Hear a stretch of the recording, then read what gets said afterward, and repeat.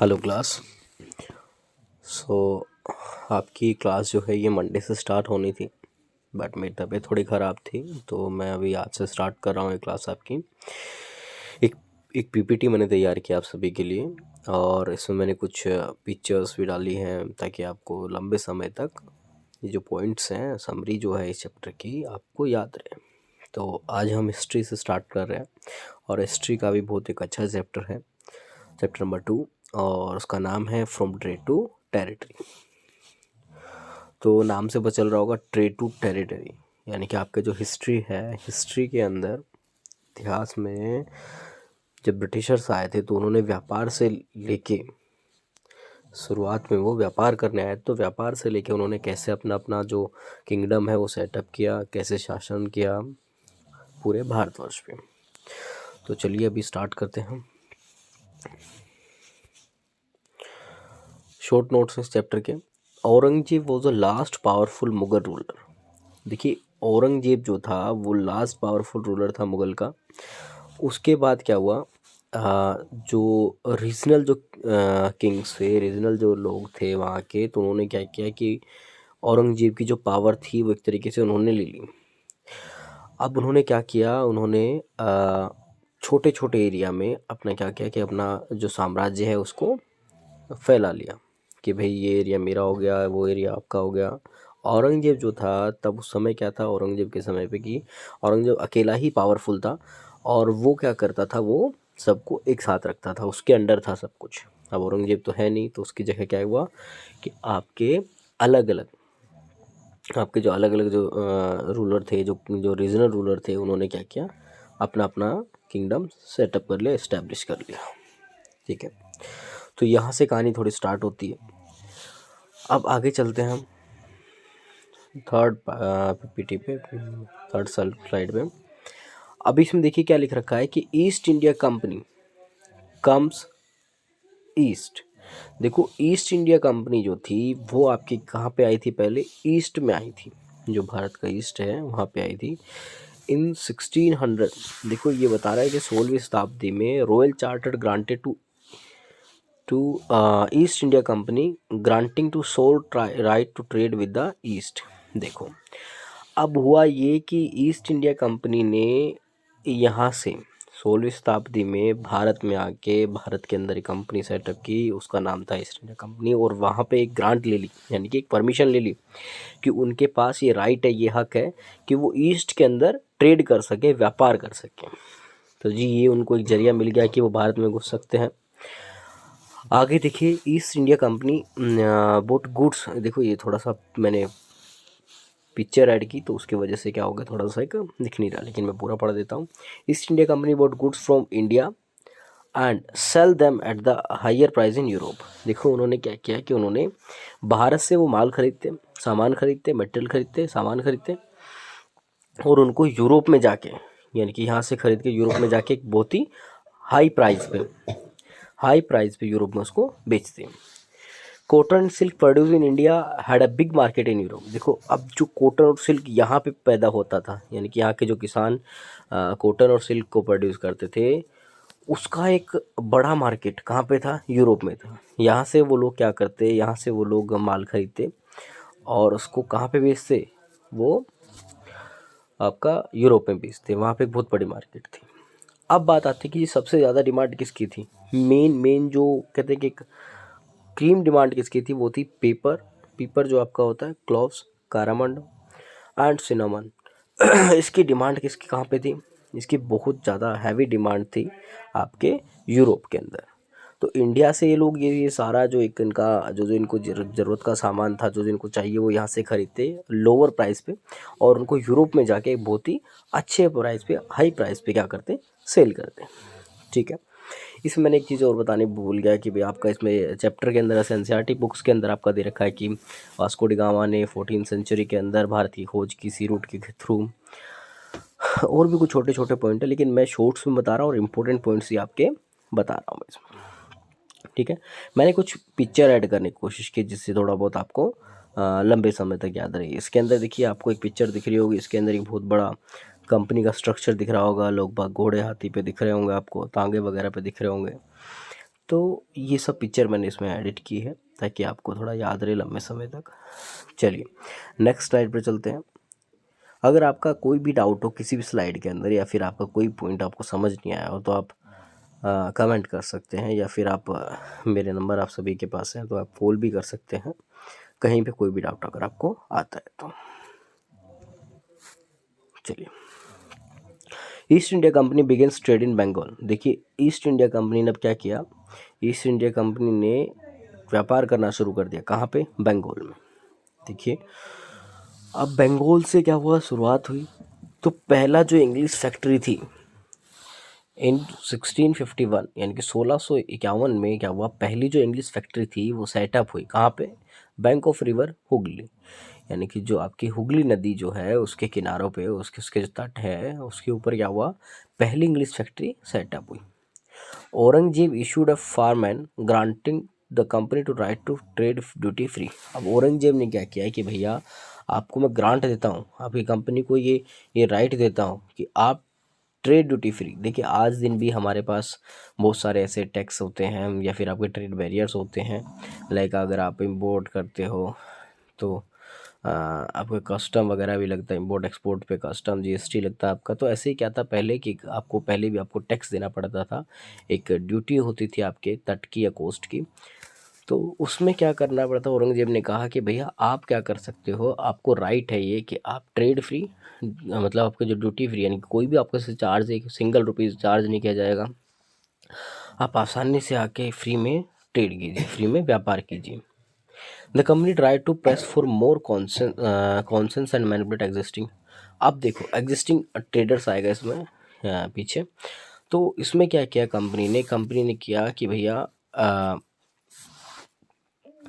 और ज़्यादा कंसेशन उसने मांग की कंपनी ने, और जो उसके पहले से जो उसके ट्रेडर्स थे यानी कि जो व्यापारी थे, जो रीजनल जो रूलर थे वहाँ के, जो व्यापारी छोटे मोटे व्यापारी थे हमारे इंडिया के, उनको दबाने की कोशिश की। ठीक है, तो ईस्ट इंडिया कंपनी ने बंगाल के अंदर जब शुरुआत की तो शुरुआत में उन्होंने औरंगजेब से थोड़ा सा एक टैक्स फ्री एक व्यापार का राइट ले लिया था, ट्रेड का राइट ले लिया था, अधिकार ले लिया था। उसके बाद उन्होंने उनकी पावर थोड़ी बढ़ती गई, उनकी हिम्मत थोड़ी बढ़ती गई, तो उन्होंने क्या किया कि भैया मेरे को और कंसेशन चाहिए, और जो आसपास के जो छोटे मोटे व्यापारी थे उनको भी उन्होंने दबाना स्टार्ट कर दिया। अब देखिए इसके अंदर लिखा है how trade lead to battles. अब देखो ट्रेड कैसे कैसे लीड कर रहा है आपका, मतलब कि वही व्यापार करने आए थे वो लोग, तो युद्ध में कैसे परिवर्तन हो गया। तो इसमें पहला पॉइंट लिखा after the death of Aurangzeb, मैंने पहले ही बताया था औरंगजेब की मृत्यु के बाद the Bengal nawab asserted their power and autonomy. अब हुआ ये कि भैया औरंगजेब के मरते ही बहुत सारे नवाब खड़े हो गए बंगाल के कि भैया ये हिस्सा मेरा वो हिस्सा आपका। तो एक तरह से उन्होंने क्या कर लिया, औरंगजेब की पावर और ऑटोनॉमी है उसको काबू में कर लिया, उसको प्राप्त कर लिया, हासिल कर लिया।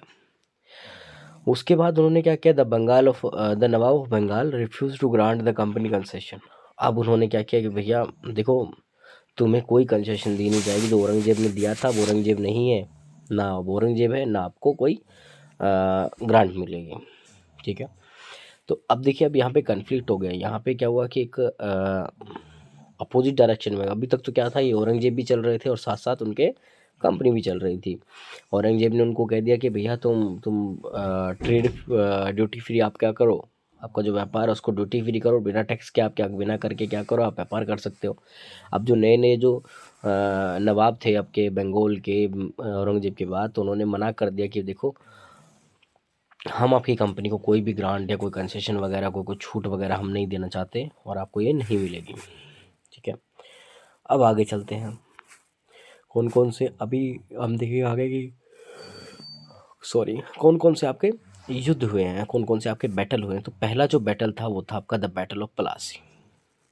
अच्छा, तो बैटल ऑफ प्लासी क्या था आपका, जो पहला बैटल जो था वो था प्लासी, यानी कि ये प्लासी जो है ये आपका एक जगह है, तो वहाँ पे हुआ था। तो the battle fought between East India Company and the last nawab of Bengal. देखो ईस्ट इंडिया कंपनी और बंगाल के जो नवाब थे उनके बीच में ये बैटल ऑफ प्लासी हुआ, और ईस्ट इंडिया कंपनी को लीड कर रहे थे रॉबर्ट क्लीव। ये मेनली क्या था कि जो ईस्ट इंडिया कंपनी की जो फोर्स थी ये मद्रास की फोर्स थी, और इनको यहाँ बंगाल में बुलाया गया। क्यों बुलाया गया? क्योंकि जो बंगाल के नवाब थे सिराजुद्दौला, उन्होंने क्या किया, उन्होंने 1756 में, यानी कि आपका 1756 में उन्होंने अपनी 30,000 उसके पास सोल्जर थे, उन सोल्जर को क्या किया, उनको लेके उन्होंने जो ब्रिटिशर्स थे इनके जो व्यापार का एरिया था उन सबको काबू में कर लिया। इनका जो स्टोरिंग एरिया था उस सब पे कब्जा कर लिया। इनके जो ऑफिसर्स थे उनको बंदी बना लिया।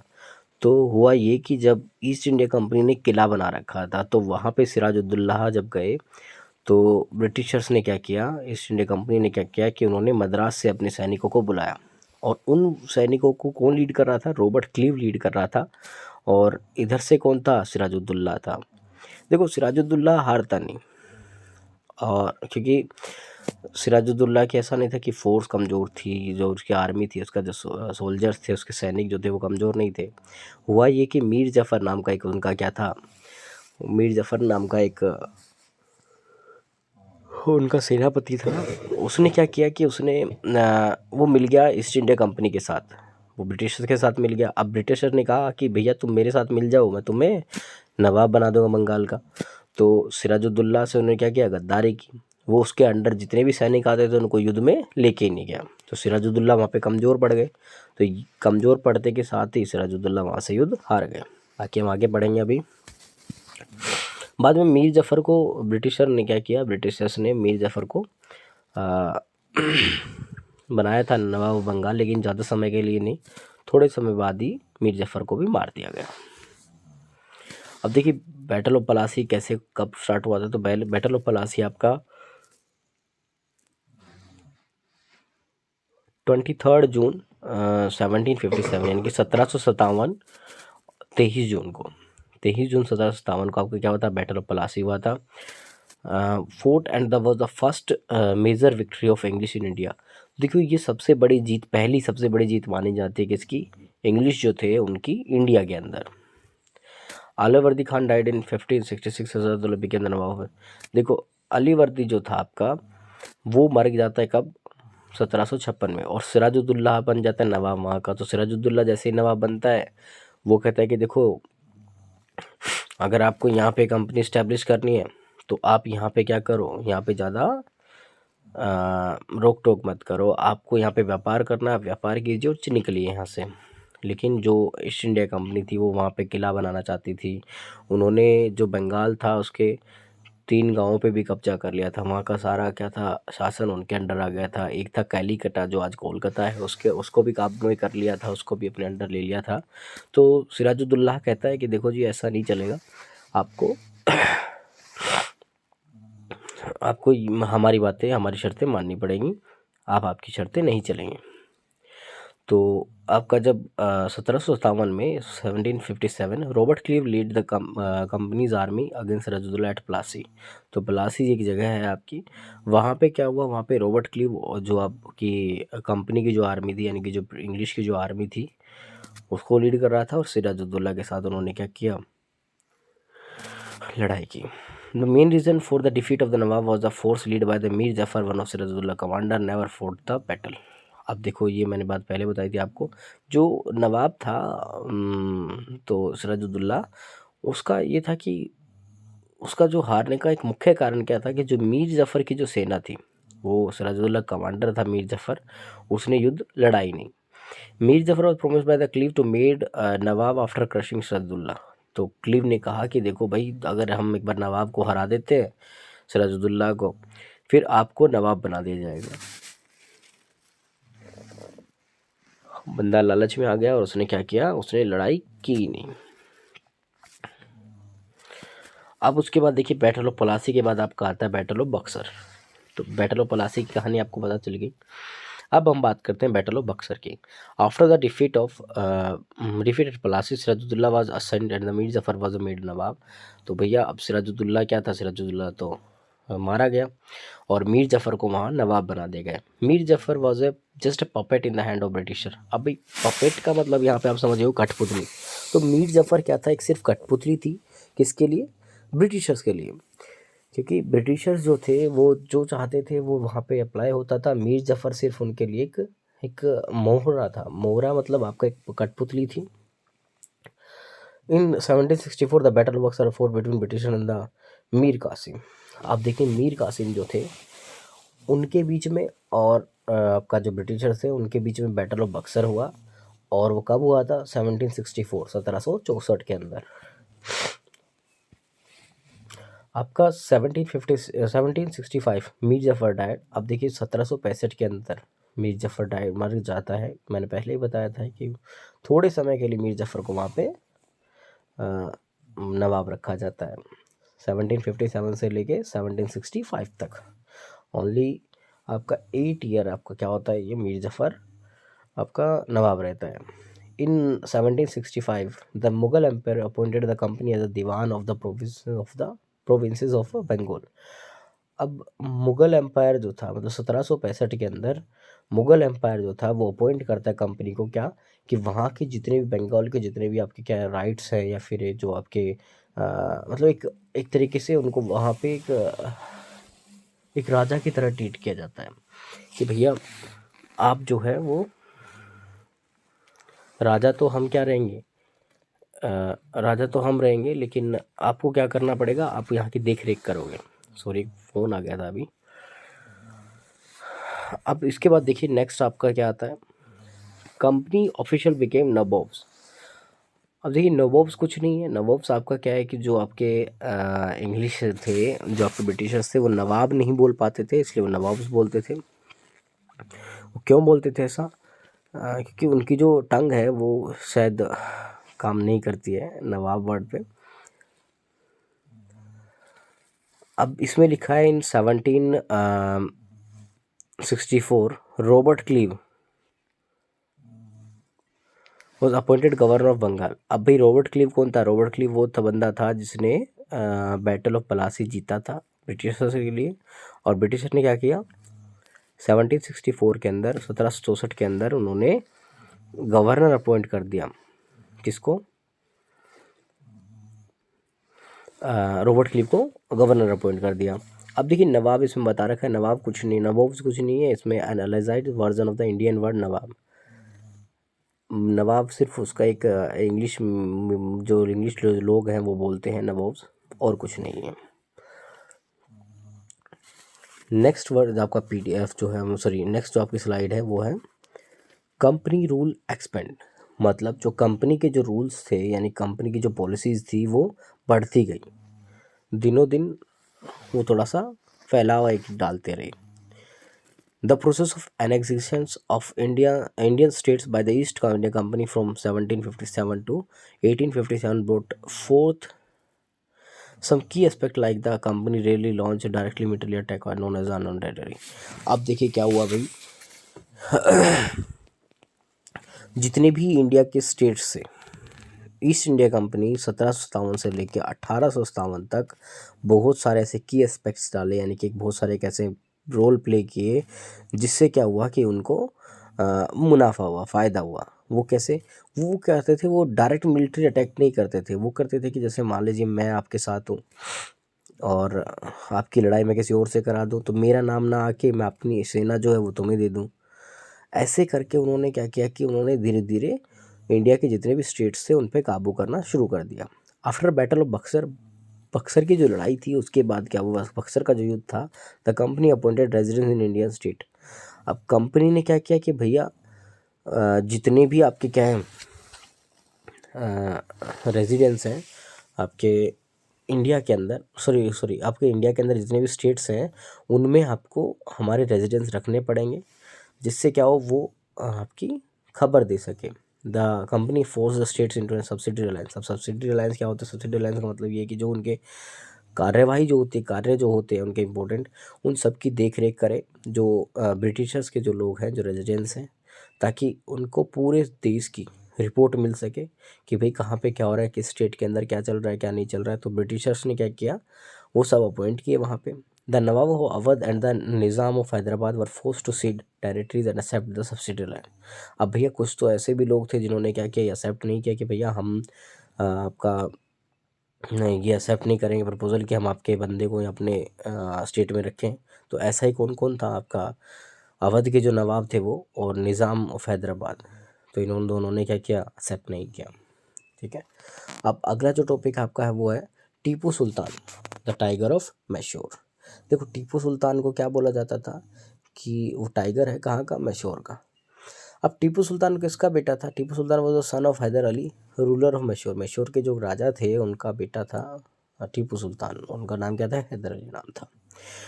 Tipu Sultan rule Mysore from 1782 to 1799। अब टीपू सुल्तान हैदर अली, जब हैदर अली की जो डेथ हो जाती है 1782 के अंदर, तो तब से लेके 1799 तक टीपू सुल्तान क्या करता है, मैसूर के ऊपर राज करता है। टीपू सुल्तान ने देखिए 4 आपके क्या थे युद्ध लड़े। 4 wars were fought between British and Mysore, were known as the Anglo Mysore wars. अब देखो बारी बारी जो आपके व्यापार सॉरी युद्ध होते हैं, वार होते हैं, तो उनके आगे आपको एंग्लो जोड़ देते हैं, जिससे क्या होता है कि बारी कंटिन्यूस जो आपके युद्ध होते हैं। तो उसमें 4 हुए थे, किस किस के बीच में, मैसूर के बीच में और ब्रिटिशर्स के बीच में। तो पहला कब हुआ था, पहला हुआ था 1767 से लेके 1769 तक, 1767 से लेके 1769 तक हुआ था आपका पहला युद्ध। दूसरा आपका 1780 से लेके 1784 तक। तीसरा जो आपका था वो था आपका 1790 से लेके 1792 तक, और लास्ट जो था वो आपका 1799 था। In 1799 the Britisher won the battle of Seringapatam. Seringapatam उसमें क्या हुआ भाई, देखिए मैसूर का जो आपका टाइगर था टीपू सुल्तान, 1799 में ब्रिटिशर्स ने उसको मार गिराया, और जो उसकी सरीगंगपट्टनम जो उसकी क्या थी कैपिटल थी मैसूर की, तो उसको वहाँ पे काबू कर लिया। तो देखो ये आपका था क्या, चैप्टर नंबर 2 हिस्ट्री का। अभी धीरे धीरे हम क्या करेंगे, और बहुत सारे चैप्टर आपके लेके आएंगे। हाँ, लाइक आपका साइंस का हो गया, आपका हिस्ट्री, जियोग्राफी, तो अलग अलग साइंस में भी आपका केमिस्ट्री, बायो, फिजिक्स, सब के अलग अलग क्लासेस लाएंगे। अभी मैं थोड़ा ठीक हूँ, तो अभी हम कंटिन्यू करते हैं आगे से, और तब तक आप लोग इसको रीड कीजिए, और कुछ समझ नहीं आता तो आप मेरे पास कॉल कर सकते हैं। मेरे नंबर मैं आपके डिस्क्रिप्शन में भी डाल दूँगा, और साथ साथ मैं ये PDF भी आपको शेयर कर दूँगा। ठीक है, थैंक यू।